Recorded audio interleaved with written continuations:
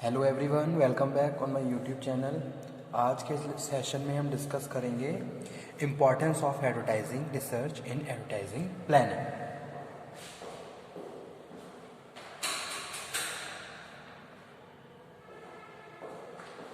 Start करते हैं क्या क्या इम्पोर्टेंस है। Importance of advertising research in advertising planning. तो एडवर्टाइजिंग रिसर्च का क्या इम्पोर्टेंस है, क्या एडवर्टाइजिंग प्लानिंग में, यानी कि एडवर्टाइजिंग रिसर्च को करने के बाद किस तरीके से जो भी फाइंडिंग्स हैं उनको हम अपनी एडवर्टाइजिंग प्लानिंग में यूज़ करते हैं, तो वो डिस्कस करने वाले हैं हम आज के इस सेशन में। सो स्टार्ट करते हैं।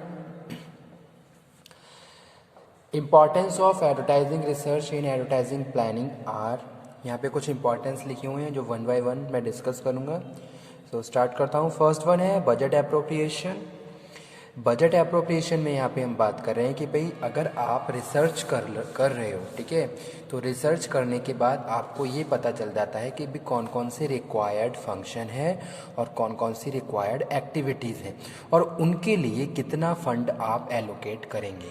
ओके, तो ये चीज़ क्या है, मोस्ट इम्पॉर्टेंट है, जो हमें एडवर्टाइजिंग रिसर्च के थ्रू पता चल जाती है कि भाई आने वाले टाइम में भाई इस तरीके की प्रैक्टिसेस हैं, इस तरीके का ये फॉर्मेशन है और इसके लिए हमें क्या करना है, इतना फंड चाहिए होगा। तो वही चीज़ हम अपने फर्स्ट पॉइंट में स्टूडेंट डिस्कस कर रहे हैं जो कि है बजट एप्रोप्रिएशन। ओके, यानी कि with the help of advertising research you can better understand about the functions and activities which are important required according to present scenario and how much fund available, okay, as well as allocation of fund कितना चाहिए होगा और किस तरीके से उस आपको fund उसको मैनेज करेंगे। तो ये सारी चीज़ें हम बेटर अंडरस्टैंड कर सकते हैं, बेटर प्लान कर सकते हैं अगर आपने पहले से क्या कर लिया, उस एरिया में रिसर्च कर ली है। तो वही यही डिस्कस कर रहे हैं। One of the basic decision is to made by each advertiser on budget appropriation, that is how much he shall spend. Okay, कितना स्पेंड करना है, कैसे करना है, कब करना है और कहाँ करना है। तो ये सारी चीज़ें हमें एडवर्टाइजिंग के थ्रू रिसर्च के थ्रू पता चल जाती हैं। ओके, तो वो क्या है, एक इम्पॉर्टेंट है एडवर्टाइजिंग प्लानिंग में। So as to pass on his message to prospect and consumer, advertising research help the advertisers in finding answer to such questions so that he gets maximum return for his amount spent on advertising. Okay, second one यहाँ पे हम बात कर रहे हैं preparation of advertisement. Okay, तो preparation of advertisement पे यहाँ पे हम बात कर रहे हैं कि भाई जो भी आपने रिसर्च करी, रिसर्च के जरिए आपने बहुत सारी चीज़ों को डिटरमाइन कर लिया, उनके बेसिस पे आप अपनी एडवर्टाइजिंग को बेटर प्लान कर सकते हो, उनको अच्छे से प्रिपेयर कर सकते हो अकॉर्डिंग टू प्रेजेंट कंडीशन। जैसे सपोज एडवर्टाइजिंग रिसर्च के थ्रू आपने ये फाइंड आउट कर लिया कि भाई कस्टमर को कैसा प्रोडक्ट चाहिए, दूसरा किस तरीके की एड से कस्टमर ज़्यादा इन्फ्लुएंस हो रहा है। ओके, तो ये सारी चीज़ें कहीं ना कहीं आपकी एडवर्टाइजिंग प्रिपरेशन में आपको हेल्प करती हैं। ओके, अगर पहले से ही आपने इन सब चीज़ों को स्टडी कर लिया है, उसके ऊपर रिसर्च कर ली है, तो आप बेटर तरीके से, अच्छे तरीके से एक पॉजिटिव डायरेक्शन में लीड करते हुए फाइनली आपके जो भी ऑब्जेक्टिव्स हैं आप उन्हें अचीव कर सकते हो। तो वही चीज़ यहाँ पे लिखी हुई है, preparation of advertisements. Okay, call for planning in the light of constant. Okay, यानी कि एक पॉजिटिव डायरेक्शन में आप मूव कर रहे हो। And creative research conducting that helps in preparing creative advertisement. तो वो यहाँ पे हम बात कर रहे हैं preparation of advertisement. Next one यहाँ पे हम बात कर रहे हैं किसकी, प्लेसमेंट ऑफ एडवर्टीजमेंट। प्लेसमेंट में हम बात कर रहे हैं advertising research help in the economical and effective placement of advertisement in different advertising media. Okay, अब आपको यहाँ पे ये फाइंड आउट करना है कि भाई अगर मैं कोई ऐड कर रहा हूँ तो कौन सा मीडिया, सोर्स ऑफ मीडिया मेरे लिए बेस्ट होगा।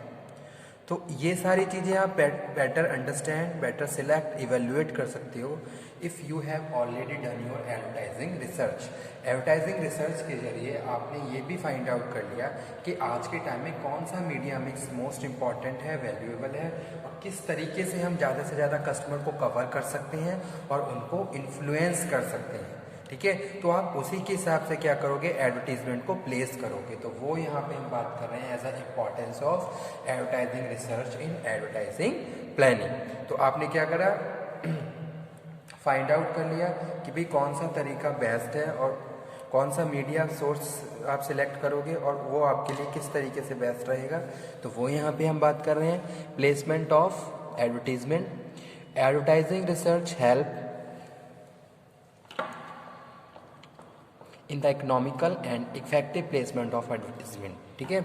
और साथ के साथ हम ये भी यहाँ पे अंडरस्टैंड कर पा रहे हैं कि भाई अगर हमारे पास मीडिया के लिए मतलब कि जो भी एक तरीके से आपने जो बजटिंग करी है उसमें एक इतना अमाउंट आपने सेट किया है, तो आपको इस अमाउंट में ही क्या करना है, अपनी जो मीडिया है प्लानिंग है वो पूरी सक्सेसफुल करनी है। तो वो भी आप बेटर अंडरस्टैंड कर सकते हो और प्रोसीड कर सकते हो। ठीक है। तो वो यहाँ पे हम बात कर रहे हैं placement of advertisement. After that next one है मेजरिंग एडवर्टाइजिंग इफेक्टिवनेस। अब आपने क्या करा, एडवर्टाइजिंग रिसर्च के जरिए ये फाइंड आउट कर लिया कि भाई जो भी आपने एड ऑर्गेनाइज करी है, फॉर्म करी है, वो कितनी सक्सेसफुली काम करेगी और उसका क्या रिजल्ट रहेगा। ओके। तो आप क्या करोगे, एक रिसर्च के जरिए ये उन सारे ड्रॉबैक्स को फाइंड आउट कर लेते हो, कस्टमर के रिस्पॉन्सेज को फाइंड आउट कर लेते हो जो आपके लिए मोस्ट इम्पॉर्टेंट है। ओके। और जहाँ जहाँ आपके ड्रॉबैक्स रह गए हैं आप उन पे भी काम करते हो ताकि आप और अपनी एडवर्टाइजिंग की इफ़ेक्टिवनेस को बढ़ा सको और जो भी आपके ऑब्जेक्टिव्स हैं आप उनको अचीव कर सको। तो वही यहाँ पे हम बात कर रहे हैं कि इसमें measuring advertising effectiveness, determine how far advertiser has been benefited by advertisement. Okay. तो वो यहाँ पे हम बात कर रहे हैं मेजरिंग एडवर्टाइजिंग इफेक्टिवनेस। साथ के साथ जो भी इम्पॉर्टेंट टर्म्स हैं वो आप स्टडी कर लेते हो और उस पर काम करके फिर फाइनली आप अपनी एडवर्टीजमेंट को ड्राफ्ट करते हो। ओके। तो वो यहाँ पे हम बात कर रहे हैं कि भाई एक तरीके से जो इफेक्टिवनेस है उसको भी आप प्रॉपर्ली मेज़र कर सकते हैं अगर आपने पहले रिसर्च कर ली है और उसमें जो भी मेज़रमेंट में आपने जो पॉइंट फाइंड आउट किए हैं उनको अपनी एडवर्टाइजिंग प्लानिंग में आप यूज़ कर सकते हैं। ओके। उसके बाद स्टूडेंट नेक्स्ट है 5th नंबर पे, the study of images undertake useful study on the image corporate brand stores. Every company has a corporate identity from the moment of it opens a door, and identity representing what it has done to convey the public. Okay. तो भाई एक तरीके से आपकी क्या image बनी हुई है मार्केट में, कस्टमर किस तरीके से आपको फैसिलिटेट कर रहा है, ये सारी चीज़ें भी आप बेटर अंडरस्टैंड कर पा रहे हो। ओके। और उसी के हिसाब से फिर नेक्स्ट फ्यूचर में जो भी रिक्वायर्ड एक्शंस है आप उनको लेते हो। यानी कि जो आपकी ब्रांड इमेज है, जो भी आपकी लॉयल्टी है, इस तरीके से कस्टमर किस रैंक पे आपको प्लेस कर रहा है, वो सारी चीज़ें भी आपके लिए क्या है, मोस्ट इम्पॉर्टेंट रोल प्ले करती हैं आपकी प्रोडक्ट के लिए, आपकी कंपनी के लिए। तो आप फर्दर जब कोई भी एक्शन लोगे तो आप उस हिसाब से एक्शन लोगे, उन स्टैंडर्ड को देखते हुए एक्शन लोगे ताकि आप कस्टमर की एक्सपेक्टेशन पे खरा उतर पाओ। ओके। तो ये सारी चीज़ें भी हमें एडवर्टाइजिंग रिसर्च के जरिए ही पता चलती हैं। तो वही चीज़ यहाँ पे हम बात कर रहे हैं, द स्टडी ऑफ इमेज। जैसे कि आपने कोई रिसर्च करी, एडवर्टाइजिंग रिसर्च करी, उसके बाद आपने ये फाइंड आउट किया कि आपकी ब्रांड इमेज क्या है, आपकी गुडविल क्या है, आपकी मार्केट रेपुटेशन क्या है, आप कितना कॉम्पिटिटिवली काम कर पा रहे हो। ओके। और उसके बाद जो भी आपकी फाइंडिंग्स रहेंगी उसके हिसाब से आप क्या करोगे, फर्दर रिक्वायर्ड एक्शंस लोगे ताकि आप इन सारी चीज़ों को बहुत इफेक्टिवली प्रोसीड कर पाओ। तो वो यहाँ पे हम बात कर रहे हैं। उसके बाद जो 6th है वो है large capital investment in advertising for highly competitive nature of the today market. Okay. तो आप यहाँ पे कॉम्पिटिशन को भी प्रॉपरली स्टडी कर रहे हो कि भाई रिसर्च करने के बाद आपको ये पता चला कि मार्केट में आपका कॉम्पिटिशन कितना है, कितने आपके स्ट्रॉन्ग कॉम्पिटिटर हैं और आप किस तरीके से उनको कम्पीट कर सकते हो। तो ये सारी चीज़ें भी आपको रिसर्च से पता करी, रिसर्च के जरिए आपने फाइंड आउट कर लिया, जो कि आपकी प्लानिंग का, एडवर्टाइजिंग प्लानिंग का मोस्ट इंपॉर्टेंट पार्ट है। तो वही चीज़ यहाँ पे बात की गई है, लार्ज कैपिटल इन्वेस्टमेंट। फिर फर्दर आप कितना इन्वेस्टमेंट करेंगे, ये सारी चीज़ें आप बहुत अच्छे से मेंटेन कर सकते हो, उनके लिए प्लानिंग कर सकते हो। तो वो यहाँ पे हम बात कर रहे हैं, large capital investment in advertising for highly competitive in nature of today market. Advertiser, media owner and advertising agencies. ठीक है, तो वो यहाँ पे हम बात कर रहे हैं। उसके बाद 7th नंबर पे है other factor getting the best possible result. These factors are the use of testing and measuring of advertising effectiveness has increased in the recent year due to the several factors.